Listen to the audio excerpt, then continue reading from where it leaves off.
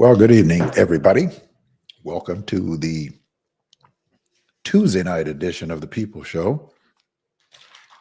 I am normally not on, but I have started doing more of the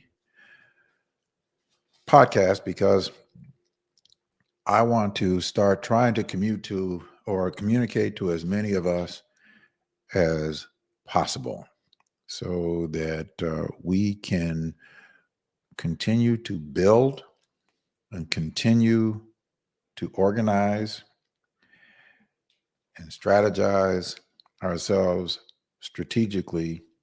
The effort is to get us in the early stages,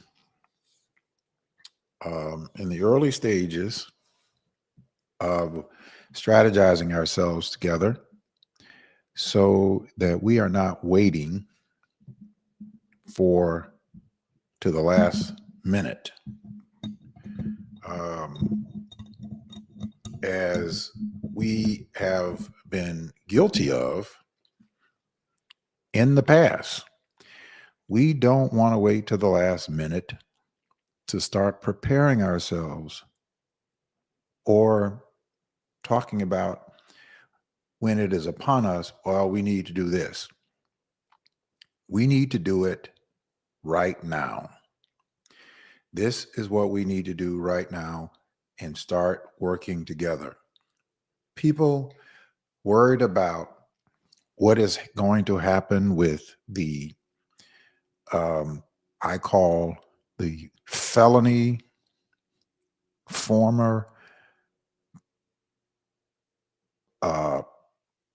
president-elect and his cronies and what they are going to do. They're going to do what they are going to do.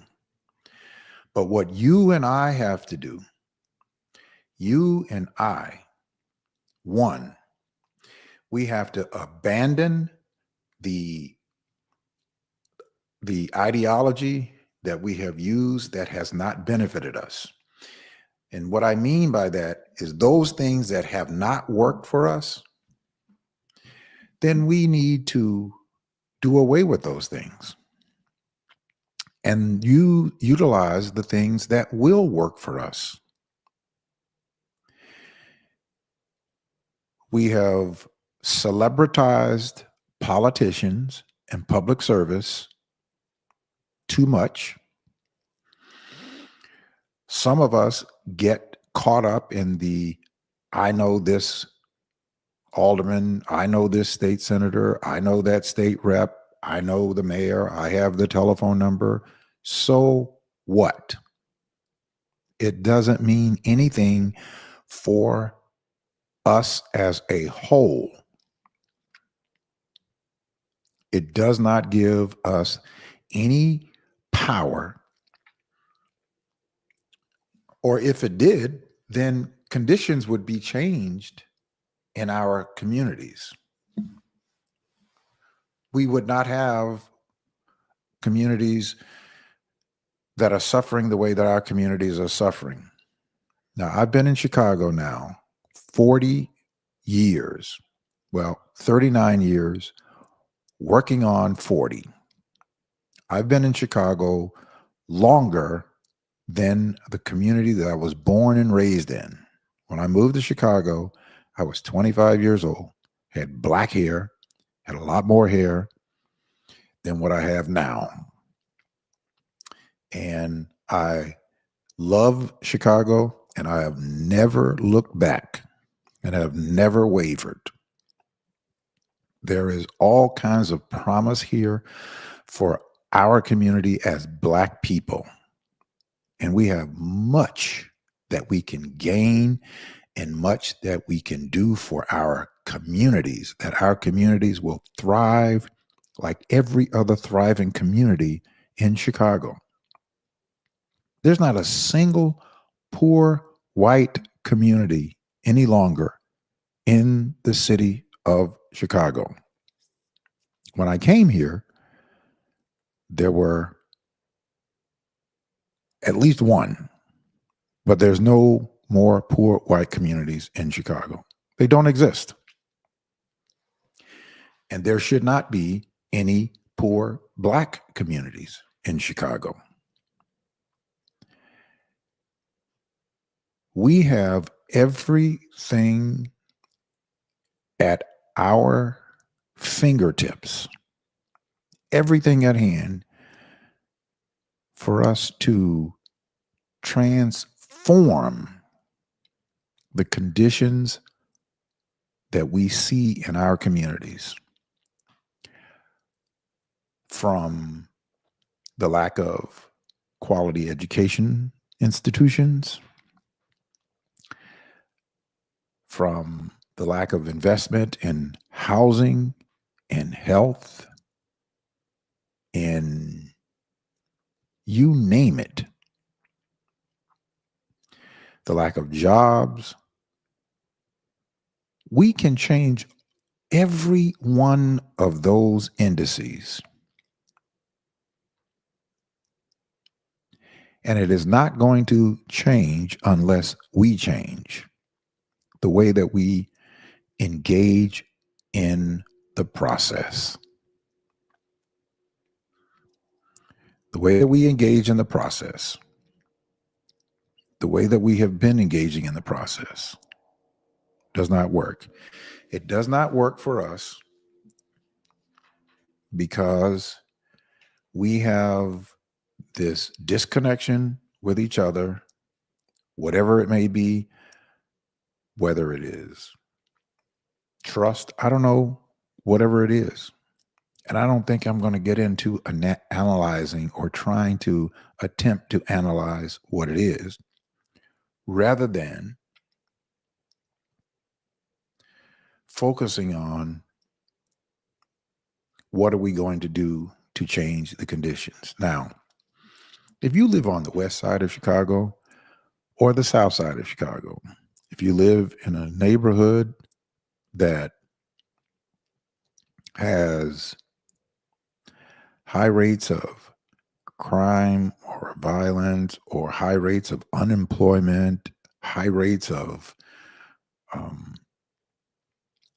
disinvestment, all of the negatives. If you live and that is existing in your community, but guess what? If you don't live in one of those communities and those things exist in another Black community, then none of us can be satisfied just because where we live might be comfortable. If our brothers and sisters are living in areas that are not well maintained, that are not comfortable because of disinvestment and the lack of services, we should not be comfortable. I don't care how much money that any one of us earns, starting with myself. I'm very fortunate to be in the economic position that God has blessed me to be in. And I've worked hard and I continue to work hard. And I enjoy the economic accomplishments and the ability that I have to provide for me, my family, and hopefully to be able to help others, to be able to employ people and give people a very good salary, to be able to pay people well who work with me.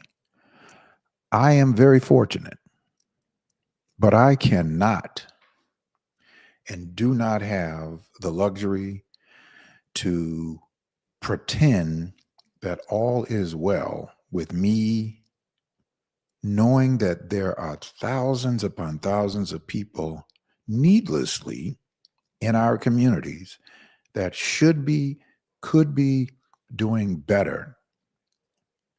And they are not because they are not smart, not because they are lazy, not because they don't want to. It is because they don't have the opportunities available to them that are made available to other people counter to them in other communities in the exact same city.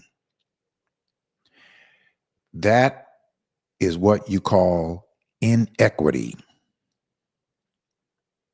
That's what inequity is. When you have people who are living in the same economic city, but you have the tail of opportunities or non-opportunities, depending upon what your zip code is, that's called inequities. And the inequities we can do away with, but we cannot do away with them operating as individuals, operating in silos. We cannot do away with it. We are dependent upon each other. I want to re-emphasize that. I don't care who you know. I don't care how long you've been in Chicago. I don't care that you've been born and raised here. I don't care that you serve this or serve that, or you can call this alderman or you can call that state representative. I don't care about that.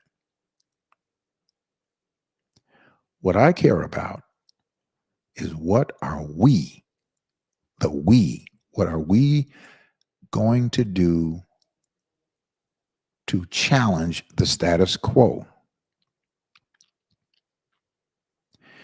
If you only care about what's happening on your block and you have, a little block party in the summertime because the alderman gives you a permit, and, in the summertime you have some hot dogs and hamburgers and put 2 cars at the end of the block so you can have your little block party for the kids in the summertime while the rest of the neighborhood, while the rest of the community is decaying year after year after year, decade after decade after decade, that it's decaying.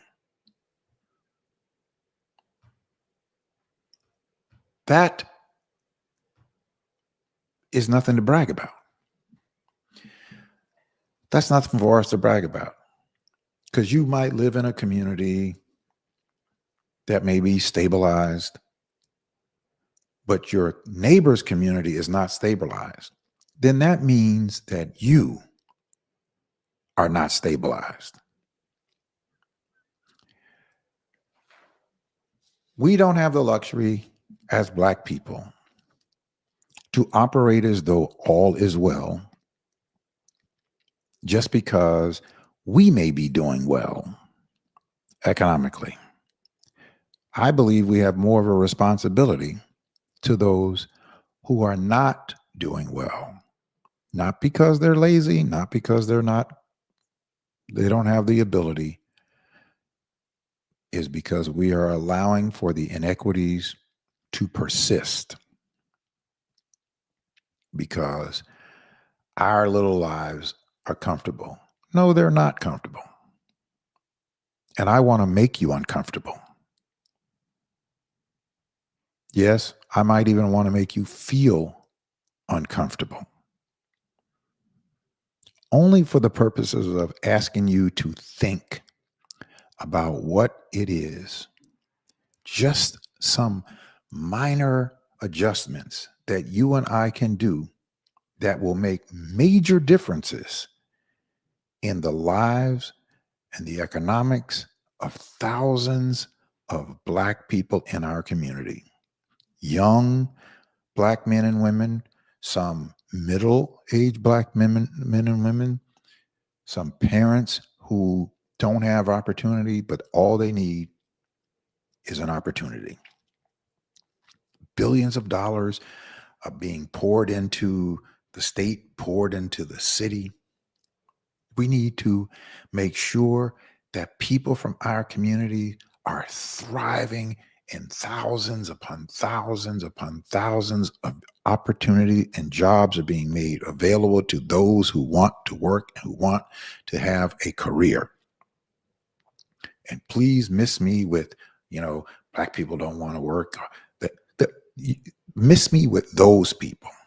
I'm talking about the people who want an opportunity, which are thousands upon thousands of people who want a good paying job, who will show up to go to work every day, if they're given the opportunity. But that is going to be incumbent upon us to work ourselves together so that we can challenge those who are in these public spaces that are letting these contracts and that are going to be making the economic decisions with our tax dollars.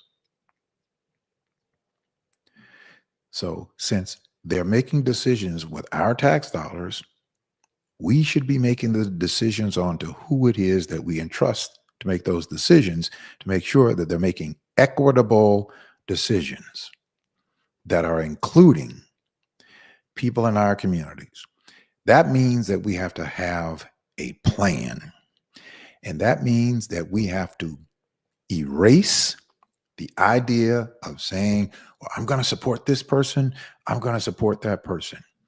I want for us to develop a plan to build our own network, our own block, our own voting block, where the block can come together and we can discuss, we can debate, we can select, we can slate, and we can elect the people that we want to elect and give them the charge of what we want them to do. And that charge is to make sure that the people on the south and west sides of Chicago are equitably included in any upward mobility of this city. We are 1/3 of the population of this city. We represent the largest single voting constituent than any other ethnic group in the city of Chicago. But we are not using that equity to our advantage because we are allowing for someone else to manipulate our collective voting capacity and strength. So what I am saying is abandon those relationships. I saw something on Facebook, and the message was about a ship. And it says that ships are designed to take you someplace. And if you are on a ship, if your relationship, if your worship, if your monetary ship, if your friendship, all of those ships, if they are not working, then you need to abandon those ships. And what I am saying is that you and I need to abandon the idea of getting close to this alderman or that mayor or that state rep or that state senator, thinking that somehow that is empowering us for our communities. We need to break up those relationships because those ships are not getting our community as a whole to advance. That's called individualism. That's operating in a silo. That you have a relationship with somebody who might be able to maybe do a little something for you to advance. And then they have you going out thinking that they are the greatest thing since ice. We have to have a shared commitment and a shared sacrifice if we want for our communities to advance and thrive. I long for the day, and I think that is as close or as far as we let it to be. Now, it could be close if we are willing to just do the one simple thing that it will take for us to do. And that is to bridge ourselves together across our zip codes, across our wards, across our districts, and bring ourselves together with this block so that we, as a group, as an organized body, that the people who are in the positions of service, like our state reps, like our state senators, like our United States Congress representatives, like our mayors, like our aldermen, like our commissioners, all of those people that are in position right now, if we were to organize ourselves together in the block that we have called 10 by 10 to win, if we organize that block and we put together 100, 200,000 people to start right here in Chicago, we will transform and transcend the way that politics has been done and will be done for the future for our communities, not for us individually, for our communities. So that means that we all will rise. The more people that we see having opportunity, the things that you and I and others are frustrated about that is not coming from our government,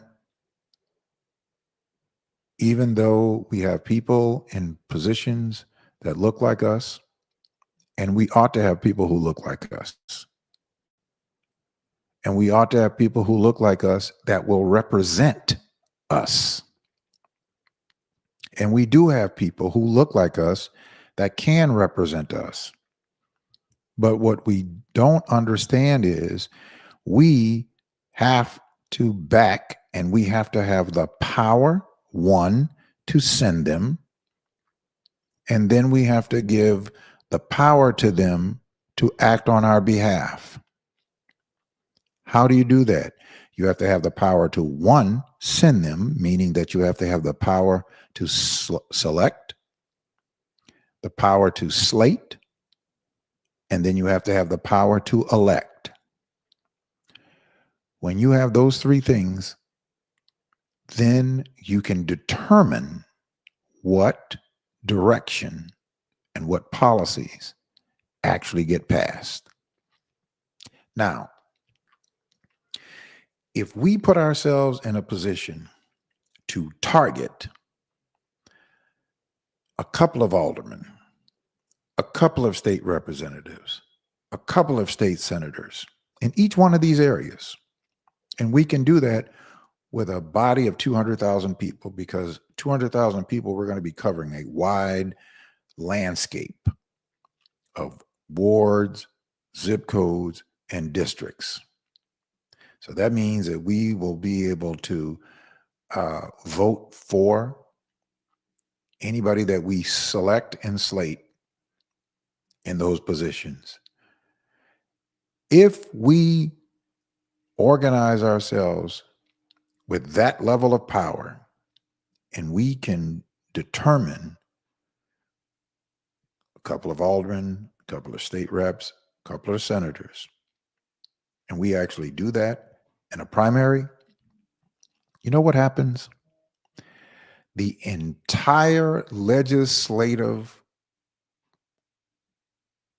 groups from the state to the local municipalities will be looking at us very differently than they're looking at us right now in our current status. Why? Because we would have figured out that in all of this time, we have all of these numbers, but we have not used these numbers to our own advantage. We have not done it. So what we have to do is one, we have to make the commitment, whether you live on the west side, if you live in 60644, whatever your zip code is, wherever you live. If you live on the south side in 60619, 60649, 60620, 60617, 60615, or 53, whatever your zip code is, we have to be willing to change our mindset in order to change the outcomes. We've got to change if, in fact, we want change. Now, we are not going to get change just because we say we want change. We're going to get change when we change and place ourselves in a position of power. Think about this. No other state in the Union has as many people that are Black in political office than we do here in Chicago, Cook County, and the state of Illinois. We've elected a lot of Black people to public office over the last 40 years. So we have a lot of positions or people in positions that look like us. But the only thing we've done is voted for them.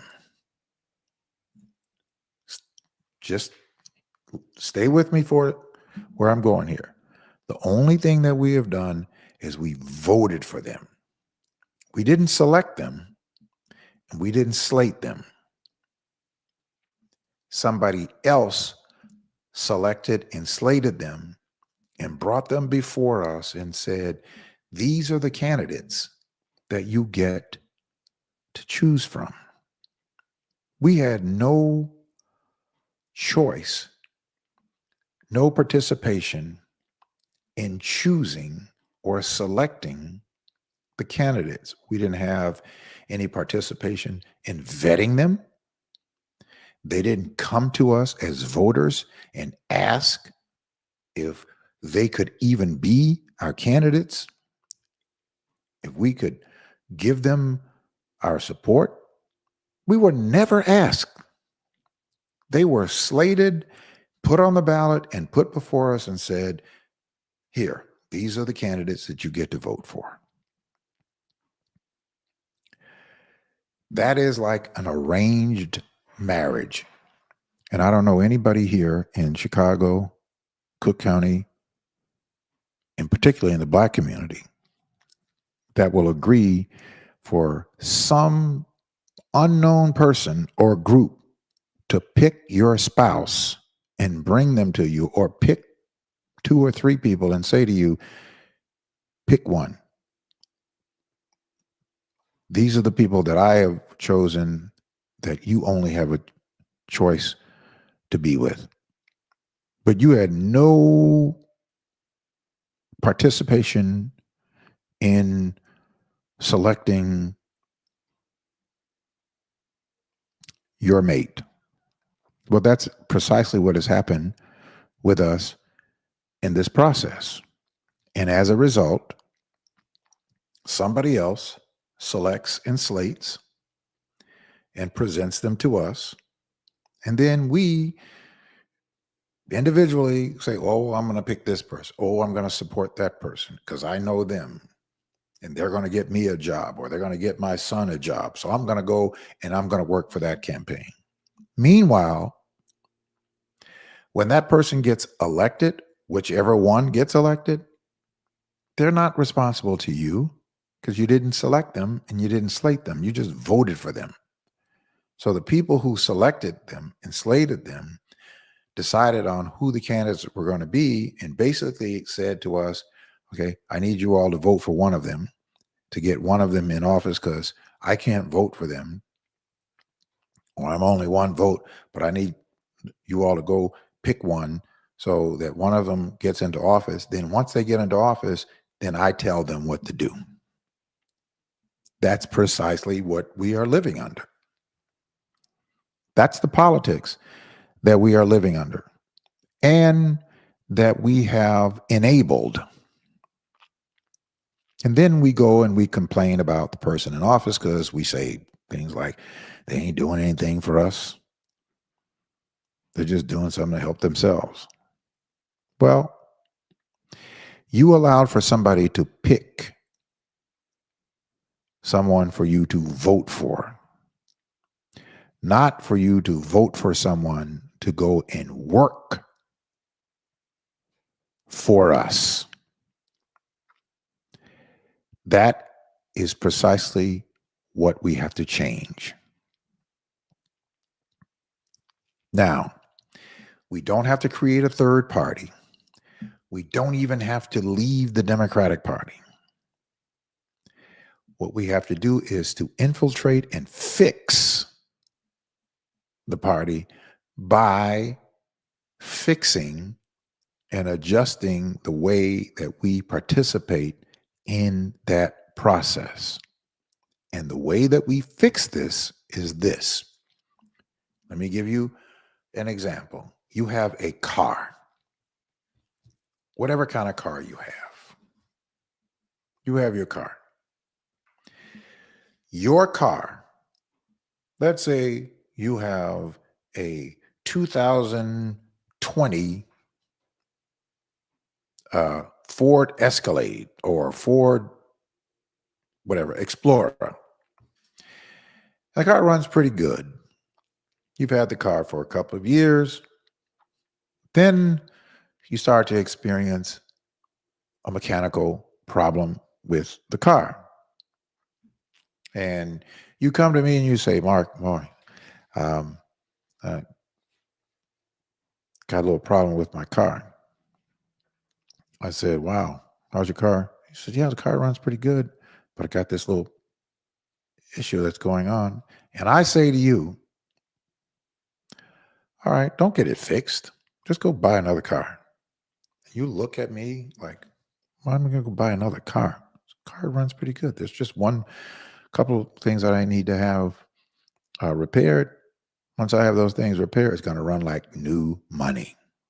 And I say, no, don't fix those two. Just go buy a whole new car. It might cost you, say, $1,000 to fix those couple of things, but just go and buy another $30,000, $40,000, $50,000 car. Don't worry about fixing those with those little parts. Go just get you a brand new car. And you say, that doesn't make sense for me to go spend $30,000 or $40,000 when I can spend $1,000 in getting these two parts fixed. And then that way the whole car is running better. Makes sense. It does make sense. What I said doesn't make any sense. And with the same token that we don't need to develop a third party because it is not practical and is not going to happen. What we need to do is to fix the parts that are broken within what we have. And how can we do that? We can do that by bringing ourselves collectively together to making the decisions, not the party and not the people in the party, in the positions. We are the party. We are the decision makers. You and I come together and you and I decide from within that if there are people within the block that would like to have the opportunity to serve in these various positions as state reps, state senators, aldermen, mayors, congresspeople, then we can select and slate people from within, and we as a block will have our own internal process where we vote for people who are running, say, for state rep in one district, and we take a vote, and whichever person gets the majority vote for that particular district or that particular district, then that person becomes our selected candidate to slate for that particular office. Then we go and we elect that person with the people who live in that district that are members of the block. that we have worked and campaigned on behalf of that individual. That's how it works. Now, how do we economically support it? So now we know that if we put the infrastructure together, once we put the infrastructure together, then we have the power to make the decisions collectively. So if we have the infrastructure together, and then we have our base of 200,000 people within the block, and we need to financially support our candidates in their campaigns. So the way that we do that is that everybody in the block gives $10 a month, so that we put it into our campaign war chest, and we can fundamentally support, financially support, and back our candidates. We get them slated. We have attorneys to represent them on any challenges. We have all the infrastructure in place because we are able to fund it, because we're collecting the dues from ourselves to fund those efforts. You see how the tree is building its power right from our own. No magic, no magic wands, none of that stuff. It is done by us. And the way that happens is that we have to say to ourselves, this is what we have to do, is we have to build a strong team. We have a plan. We have a playbook. But the playbook is no good if we don't have a team to execute the plays and to be able to be successful executing those plays. So the playbook doesn't mean anything if you don't have a team of horses to run the race. You could have the most beautiful carriage that you want to have, but if you don't have a team of horses to pull that carriage to the finish line, and to get to the finish line, it doesn't make any difference of how beautiful that carriage is. So the carriage has got to be the team. That's you and I. That's you and I giving up the ideology of individualism and embodying what Stokely Carmichael said many years ago, that no black person in this country makes any advancement or progress solely based on his or her talent or worth. No individual advancement is based on their individual participation. It is based on mass struggle. We don't make any progress in this world without shedding our blood. Therefore, brothers and sisters, your advancement and success doesn't belong to you. I said this in the beginning. It belongs to the people. And if you do not use your success or advancement for the people, it is a betrayal of the people who shed their blood for you. Meaning that there is somebody who's made the kinds of sacrifices for you and I to enjoy what we enjoy today, yesterday, and has made it possible for us to be stronger, to do what we're able to do today to make things better for somebody tomorrow. I said in the opening that we don't have the luxury of pretending that just because we might be doing okay, we may have a good stabilized career, we have a good income, we have a nice home, we have a decent car, we can take our children on vacation, and our family is pretty solid. We can't rest on those laurels. We don't have that luxury.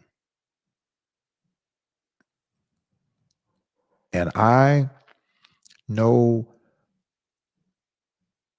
without a shadow of a doubt that there will be no advancement and progress for our people at the level that it should be and can be unless we organize ourselves together. It's not going to be every one of us, but all we need is a certain amount of us. All we need is 200,000 of us that are willing to be the strength for the rest of us.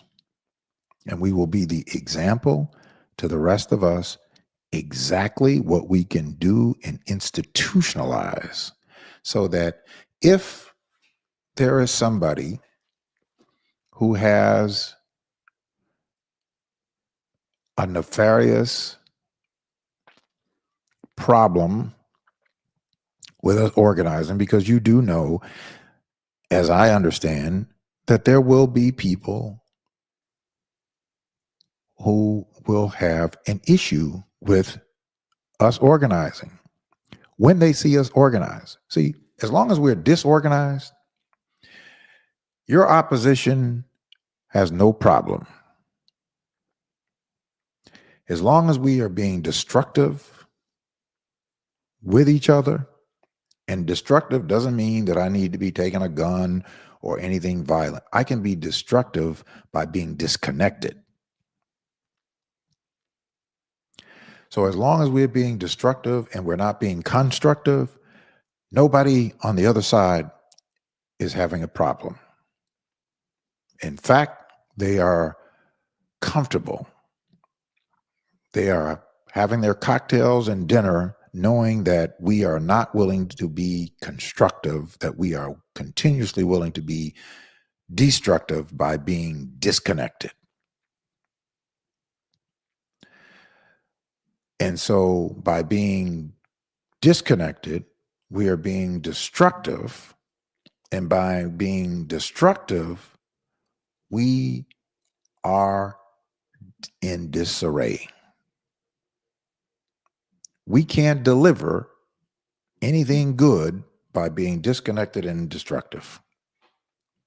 So what I am constantly admonishing us, that if we want for our communities to be stronger and healthier and happier and peaceful, then it is going to be, and it is entirely up to us to change the way that we have participated. In other words, we have to change our algorithms. So we have to abandon our fears. We have to abandon our egos, whatever dissension that we have. We have to abandon all of those things if we truly, sincerely care about strengthening our communities, because the only people who have the wherewithal to do that is you and I. And the only people who have the wherewithal to slow that down is you and I. It always comes back to us. And so we've had all of these gatherings, we've had all of these meetings, but we've never had a real plan. This is the plan. Is 10 by 10 to win is the plan. And the plan is that you reach 10 people by making sure that you email, call someone, 10 people, and say to them, I want to ask you to please join me. We are building, and I need your support. And I need you to get 10 people that you know, so that we can build our own independent voice. And we're building our own independent block of Black voters. I need you to participate. And then what I need you to do is to have them to send a text, to have text, send the text, 10x10 to 855-909-1385. And you're doing that because you want for them to join us so that they can get the information. And then the more that we grow and energize each other and we see that we're growing and our numbers are growing, and as our numbers grow, then people will pay attention. Your alderman will pay attention, your state rep. That's fine. But we don't want to get distracted by people in political positions because those people are subject to us. We want to stay focused on building our strength so that they can continue to get nervous that we're organizing in a way that they have never seen, so that it will make them think about how they are either governing or misgoverning. That is what we must do. Now we have to stay focused. I mean, we have to be laser focused. We can't allow for ourselves to get distracted or to be in despair. We cannot allow for ourselves to get distracted or allow for ourselves to be in despair. Despair and distraction are not options. No one can be sitting on the sideline. It's not a spectator sport. Everyone who can and will needs to get active. So I know and believe beyond any shadow of any doubt that when we do this, we will demonstrate to ourselves, much less other people, we will demonstrate to ourselves just how simple yet powerful we will be and can be just by being organized. Just by being organized and connected and walking together. The principle is pretty easy. Let's take a car. Let's say your car stalls in the middle of the street and it won't run.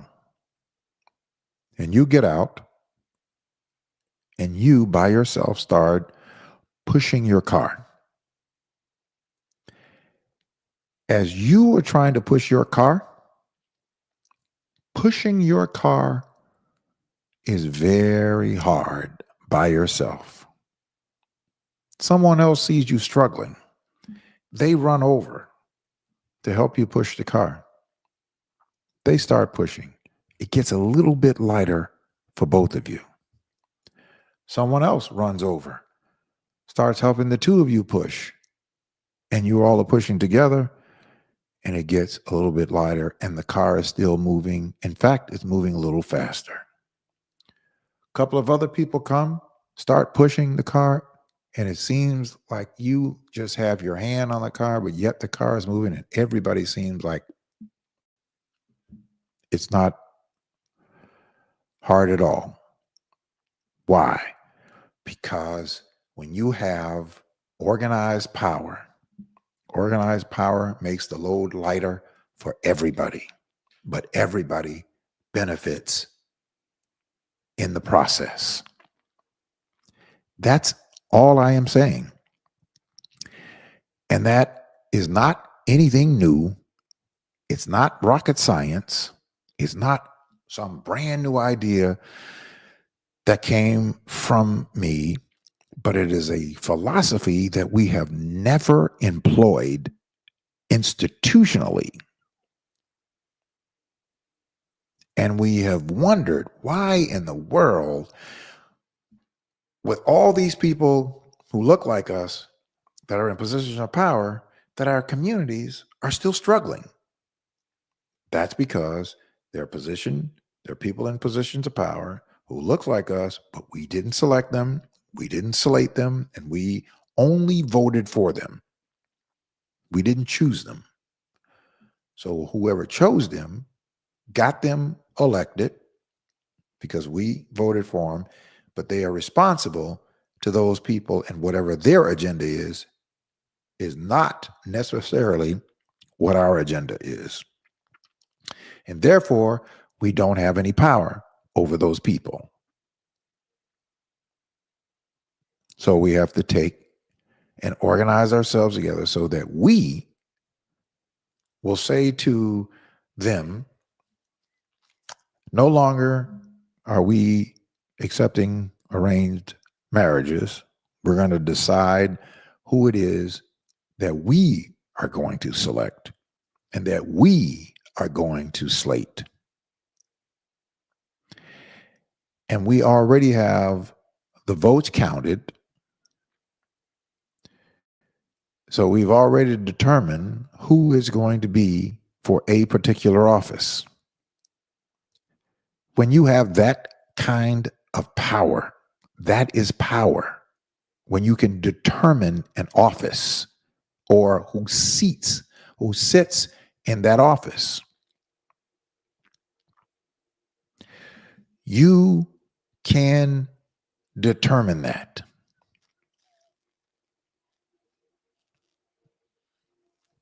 Now, I can appreciate whoever this is trying to advertise employment on this podcast. But this podcast is merely for the purposes of talking to the Black community in Chicago, Cook County, and in the state of Illinois, and around the country, of anybody who will turn to this channel and will consider what we are sharing, that you will exercise this wherever you live and whatever area you're in. Now, let me just say this, that we shouldn't get all caught up in being in despair, or even those people who foolishly got played thinking that somehow that this incoming group of people are going to benefit them or any group of Black people. It's not happening. But we need to make sure that we are engaged where we are, where you live, in the communities where you reside. That's where we've got to get active locally and take control of our local situations. The national will work itself out, but where we can make the difference is where we live. And by making the difference where we live, we help, by extension, the conditions where other Blacks live around this country. And as we organize and as we defeat inequities where we live, then we can spread our partnership and support to other places. But you got to take care of home. We've got to take care of our communities here. We have too many communities here that are needlessly suffering from lack that they really should not be suffering. And that is only happening and existing because you and I have not done what we need to do, locking arms, committing ourselves together so that we can strengthen the voice of anybody that we send to go to talk to any representative in office. So I am saying to you in these last few minutes,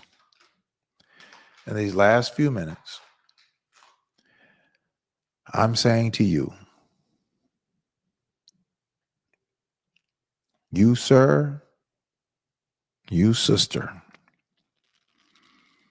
please consider organizing ourselves together, not for the benefit of any one individual, certainly not for me, but for all of us, so that we can be the representative support for people who really don't have a voice, but we can give them a place that they can participate. And participating does not mean that they always have to get up and say something. You will say something very loudly when you participate in joining ourselves together. That speaks volume. That is significant. You make a loud, resounding thunder when we organize ourselves together. 10 by 10, we win. 10 times 10 is 100. 100 times 10 is 1,000. 1,000 times 10 is 10,000. 10,000 together times 10 is 100,000 people. We only did it 4 times. If we did this 4 times, it would take 4 cycles to generate 100,000 people, Black people, organized together. And if that 100,000 work to get another 10, we are at 1 million people strong. Let me say to you, 100,000 people will transform and turn the tide of what's happening in the city of Chicago and the county of Cook and the state of Illinois. 100,000 Black people together, organized, institutionalized as our own block that's self-determining what our agenda is collectively in a corporate manner. And then we dictate to the people who are in public office. And if those people in public office don't want to be in compliance with our demands, we have the wherewithal to target them, and we have the wherewithal to dismiss them at the ballot if they don't want to deliver. It's not violence. It is simply placing ourselves in a position to say we are no longer going to allow for inequities to persist in Black communities in the city of Chicago, in the county of Cook, in the city of Chicago, in the county of Cook, in the city of Chicago, where today young Black men at 18 to 25, the inequities that they are out of school and out of work with no opportunities to their white male counterparts at 7%. That's called inequity. That's what inequity is. Where you have Black males 18 to 25 that are unemployed and out of school. That is a produced situation. That is not because Black males that are 18 to 25 are all lazy. No, let's not allow for somebody else to control the narrative. Those are inequities.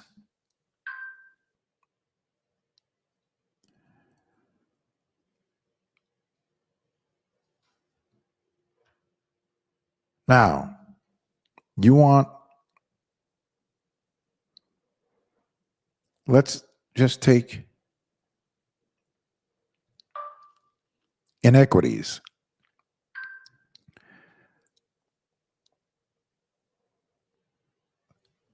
What does it mean when you have 47% of black males in the same city that are unemployed and out of school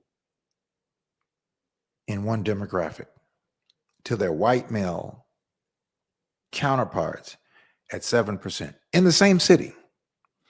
That's called an inequity. And what is an inequity? An inequity is the lack of fairness or justice.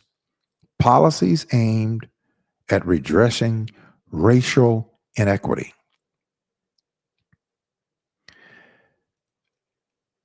The lack of fairness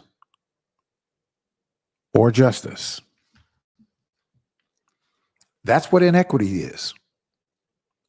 Inequity is 47% of black males in one demographic that are being unfairly represented when their white counterparts are in the exact same city, that their numbers are at 7%.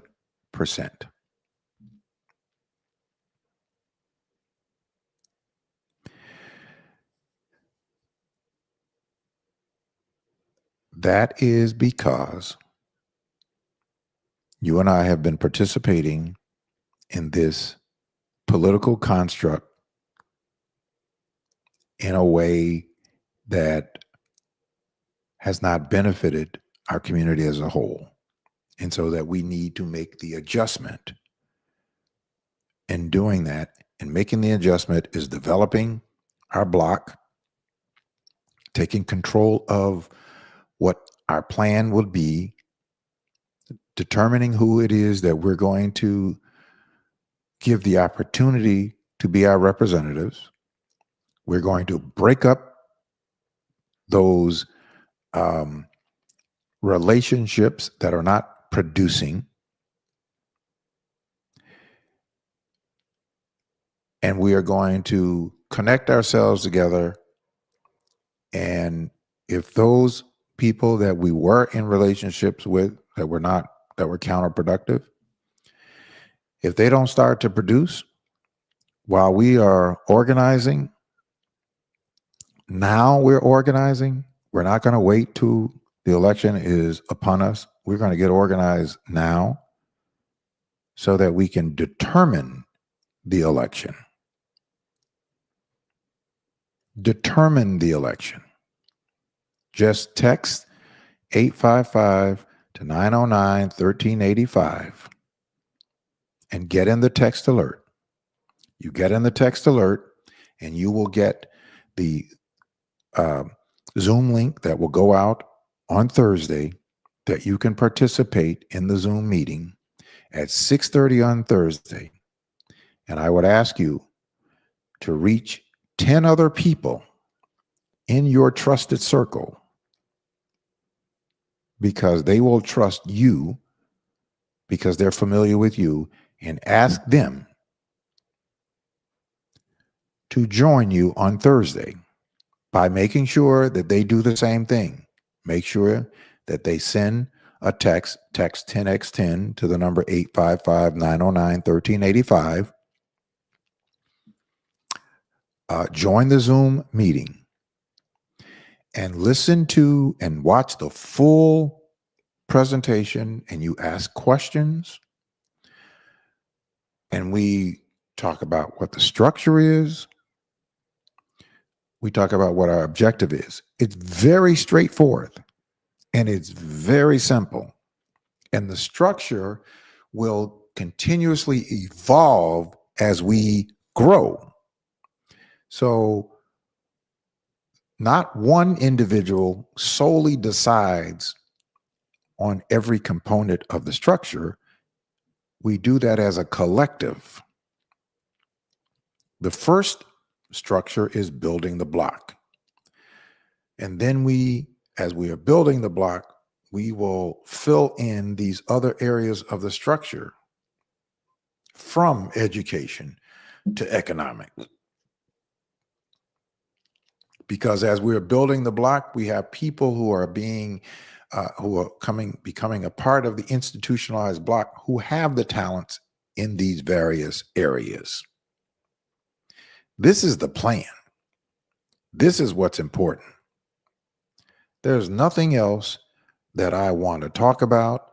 There's nothing else that we really need to be talking about outside of developing this plan to put ourselves in position of real substantive strength, that we give ourselves the power to choose. And when you have the power to choose, then who we are choosing must go and represent the interests of our communities. We want the same fairness. We want the same economic development. We want the same enrichment that every other thriving community is getting in the city of Chicago, on the north side, on the northwest side, on the near south side. We want that on the south and west sides of Chicago, so that Chicago can live out its creed of calling itself a world-class city, when all of its areas, all of its neighborhoods are thriving. And we can make that happen. We can make that happen by putting ourselves in a position to make the demands of the people that we put in office to do the work to make it happen, to develop the economic engine, to develop the urban plan, so that there is a holistic plan of revitalizing, reinvigorating,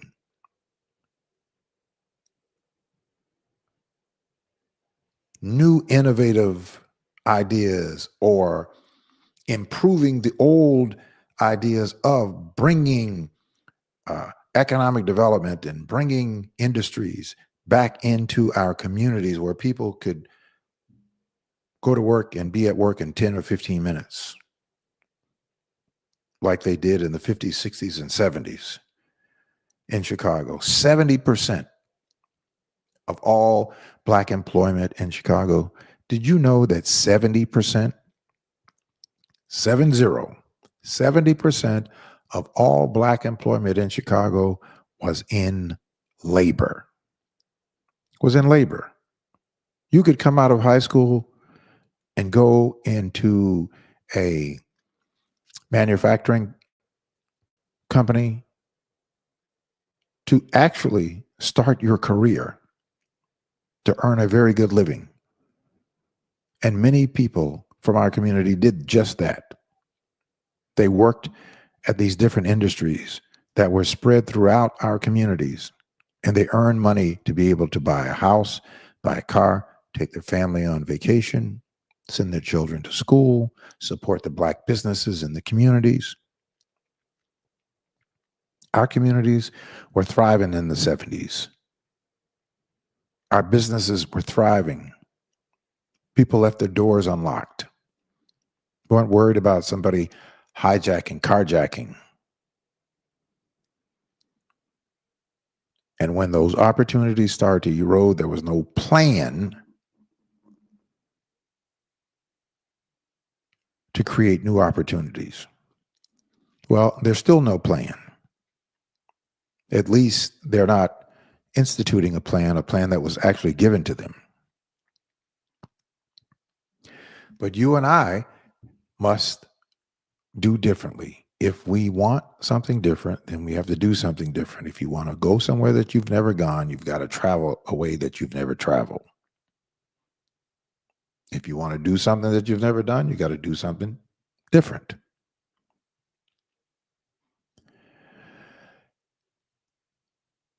We have to change. So I'm going to conclude it right here. And I'm going to give you, if you want to, I mean, there's a few people who are out there. I want to give you an opportunity to call me. So I'm going to open the phone lines up. So give me a second and I'll open the phone lines up for a few minutes. And if you want to call me, you can do that. But just give me a second here to open up the phone lines. Then you can call me. I'd like to, one, you've heard what I've said. I'm going to repeat it. And then I want to know if it makes sense to you. If it makes sense to you. I just want to know. Now, what I don't want you to do is to opine about what somebody will do or will not do. I only want you to focus on what you will do. If it makes sense to you, what you will do, right? We don't want to get into the negatives. We want to stay on the positives. Okay. So my telephone number is 951-221-8221. If you want to call me, I'm going to be on for a little while longer. So for those of you who just came in, what I've been talking about is we have to build our own independent voting bloc. As African-American people here, that we're 1/3 of the population in the city of Chicago. We are the largest single voting block of registered voters in Chicago than any other ethnic group, even though we have lost some population. We are still 662,000 registered Black voters to date, with another 150,000 that are eligible because they have aged in. So we have 662,000, 150,000 who are eligible.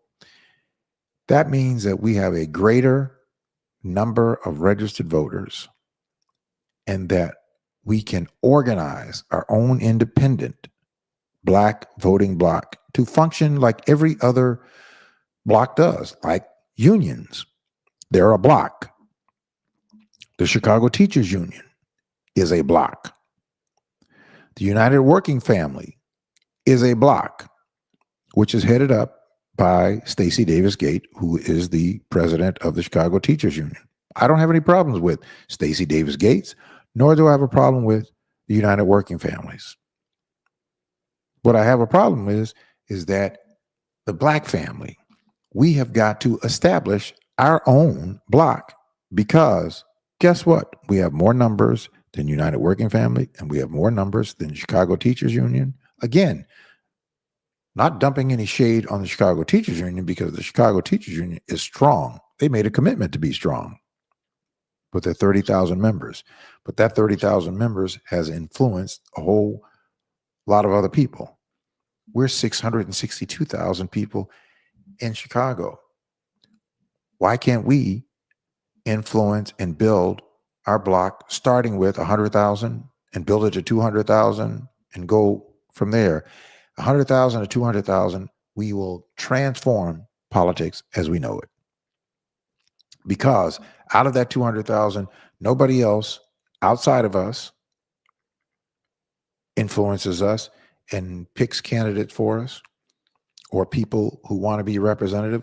We can do that within our own. We can fund those campaigns by making sure that each one of us pay $10 a month. $10 a month at 200,000 is $1 million a month, $12 million a year. We can pay for all of our campaigns. We can pay for lawyers. We can pay for everything that we need because we can self-finance it. So this is a total infrastructure of an independent voice organized that has never been done before anywhere in these United States of America, probably not in the country, certainly not in this country. And we could be the model for Black communities all around the country, that we can demonstrate that merely organizing ourselves together, going in a direction together, connected, empowers us to make demands and have those demands met. There is no way that it does happen any other way. No way. Why? Because everybody who is in an elected office wants to get reelected. If they want to get reelected, then they mean they've got to earn their keep. How do they earn their keeps? By making sure that they're delivering in big, bold, radical ways for our communities. No excuses. But we can't make those demands if we do not do what we must do to strengthen ourselves to make those kinds of demands. You don't have to ask anybody for anything. You don't have to be played by a mayor, by a governor, by an alderman or state rep or anybody. Nobody will disrespect our community if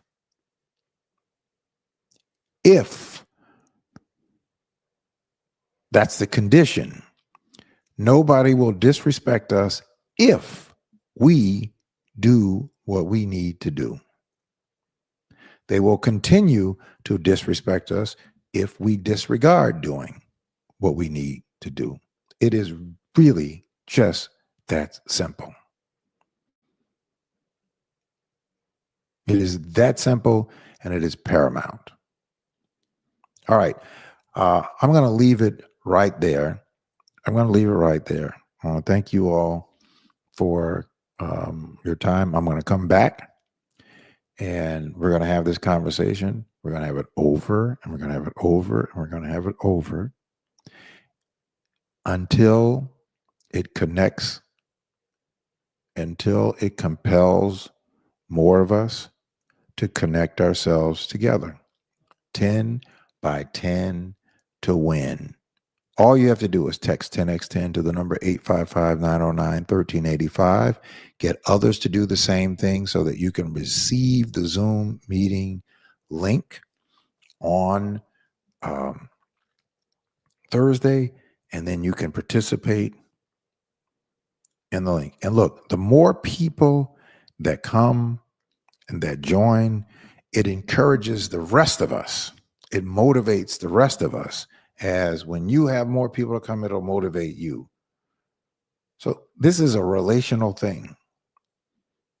This is a connectivity thing. It's about all of us. It's not about any one person. I don't make unilateral decisions for the block.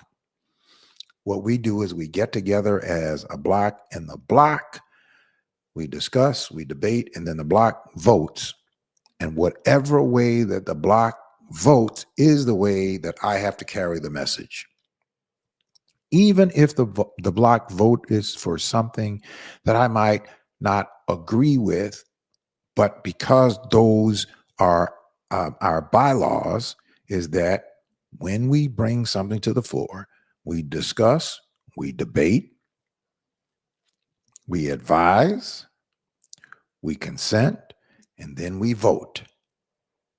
After all discussion is closed, and then we vote.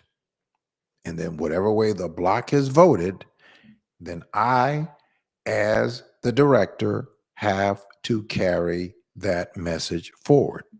Period. That's how unions work.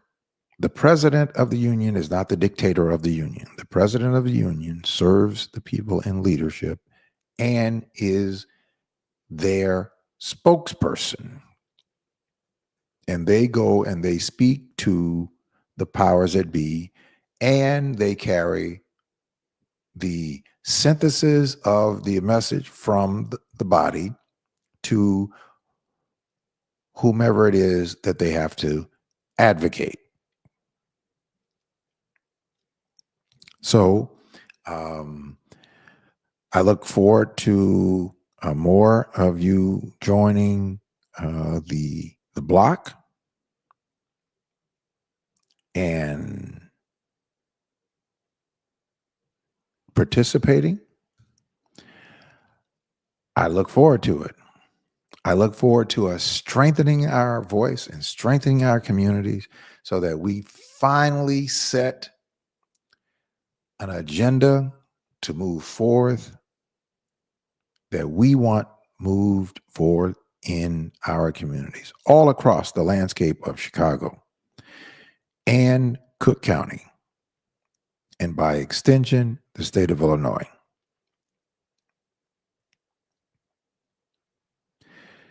We have the wherewithal to do this. I can talk about this ad nauseum. I can talk about issues. I was intending to talk about, congratulate and I'll do that. I was intended on congratulating Trinity United Church of Christ on getting their $5 million grant that they received. I was going to talk about, that. I was also going to talk about the city of Chicago that now has to pay out $39 million more in police misconduct settlements. $39 million. I bet you all didn't know that Chicago is the number one city and that we paid out more of misconduct settlements than any other city in the country. There are 19,480 municipalities in this country, and we lead in paying out the most in police misconduct settlements, more than $1.2 billion. That's what this city has paid out. You and I have had to pay a portion of that. So congratulations to Dr.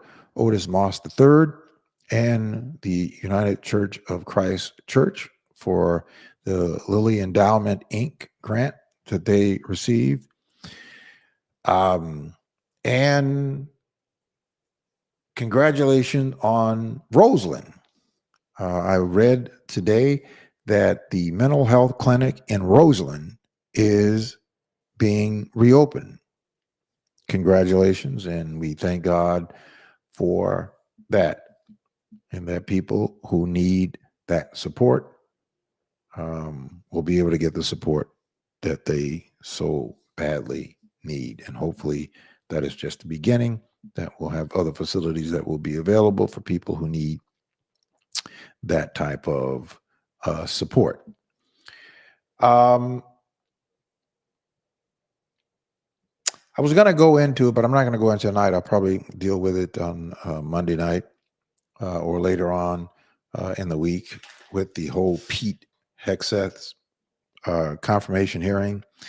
It is amazing that somebody wants to be the head of this 3 million personnel, more than $800 billion. And they have not been able to manage a small organization, and they refuse to meet with any of the Democratic senators. Now, when you are being nominated for a cabinet position, it is non-political that you speak to the representatives in the Senate on both sides. It's non-political. Pete Hegseth, for the first time in the history of someone being nominated, refused to meet with any of the Democratic senators. Refused to meet with them. Only met with Republican senators by and large. And this fiasco of what they called a hearing today.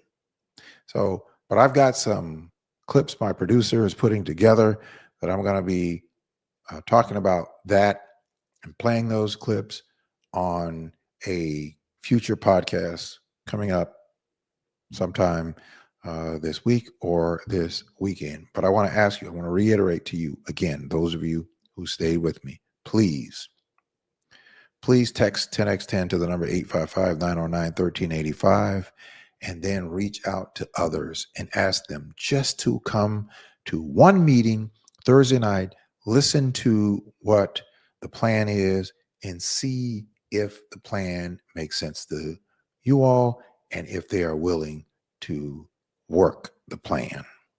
It's not about asking you to pay any money. There's no need for us to be collecting any money from you if, in fact, we're not going to build the plan. So there's no need to collect any money. There's nothing more important than bringing us together as a people. That's far more important and far more powerful to be able to deliver the outcomes that we need and the outcomes that we want. All right.